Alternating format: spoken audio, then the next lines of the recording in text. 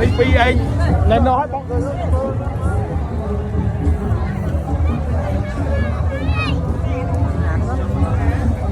thọ tận này con thọ đó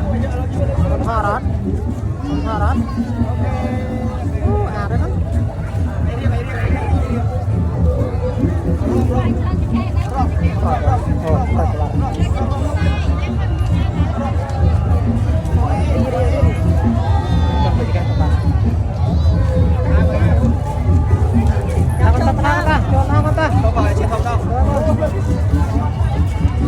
con ta thọ rồi cho đâu lắm